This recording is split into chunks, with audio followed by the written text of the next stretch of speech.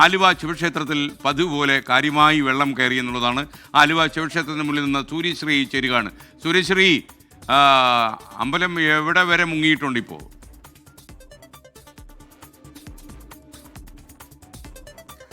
SKN ഇന്നലെ രാത്രി 11:30 ആലുവ ശിവക്ഷേത്രത്തിലേക്ക് വലിയ രീതിയിൽ വെള്ളം കയറി തുടങ്ങിയത്. വൃഷ്ടി പ്രദേശങ്ങളുണ്ടായ കനത്ത മഴയെ തുടർന്ന് അണക്കെട്ടുകളിലെ വെള്ളം പുറത്തേക്ക് ഒഴുക്കിവിട്ടതാണ് ഇത്തരത്തിൽ വെള്ളം കയറാനായിട്ടുള്ള സാഹചര്യം ഒരുക്കിയത്. ഇപ്പോൾ ആലുവ ശിവക്ഷേത്രത്തിന്റെ പ്രതിഷ്ഠ അടക്കം മുങ്ങിക്കിടക്കുകയാണ്.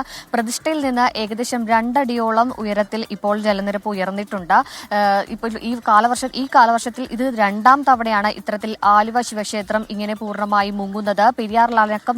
പെരിയാറിൽ വലിയ രീതിയിലുള്ള ജലനിരപ്പ് ഉയർന്ന സാഹചര്യമുണ്ട്. നമുക്ക് ദൃശ്യങ്ങളിൽ കാണുന്ന പോലെ തന്നെ വലിയ രീതിയിലുള്ള ഒരു ഒഴുക്ക് ശക്തമായിട്ടുണ്ട്. അതുകൊണ്ട് തന്നെ ആലുവ ശിവക്ഷേത്രങ്ങളിൽ വരുന്ന പിതൃതർപ്പണ ചടങ്ങുകളെല്ലാം തന്നെ കരയിലേക്ക് മാറ്റിയിരിക്കുകയാണ്. ഇത്തരത്തിൽ ആളുകളോടൊക്കെ തന്നെ നദികളിലേക്ക് ഇറങ്ങരുതെന്നുള്ള മുന്നറിയിപ്പൊക്കെ നൽകിയിട്ടുണ്ട്. നമുക്കറിയാവുന്നതുപോലെ തന്നെ വളരെ പ്രസിദ്ധമായൊരു ക്ഷേത്രമാണ് ആലുവ ശിവക്ഷേത്രം. ഇവിടെ പിതൃതർപ്പണത്തിനായും അല്ലാതെ തന്നെ തൊഴുന്നതിനും മറ്റുമായി ധാരാളം ആളുകൾ ഇവിടെ ക്ഷേത്രങ്ങളിലേക്കൊക്കെ തന്നെ വരാറുണ്ട്. അതുകൊണ്ട് തന്നെ ഇത്തരത്തിൽ നദികളിൽ ജലനിരപ്പ് ഉയരുന്ന സാഹചര്യത്തിൽ പിതൃതർപ്പണത്തിനായോ മറ്റും തന്നെ നദികളിലേക്ക് ഇറങ്ങരുതെന്ന മുന്നറിയിപ്പ് നൽകിയിട്ടുണ്ട്.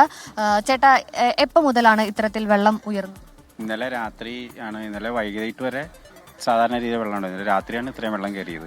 കാലത്തൊക്കെ സാധാരണ രീതിയിൽ വെള്ളം ഉണ്ടായിരുന്നു. ഇത് 2ാമത്തെ ആറാട്ടാണ് മഹാദേവന്റെ.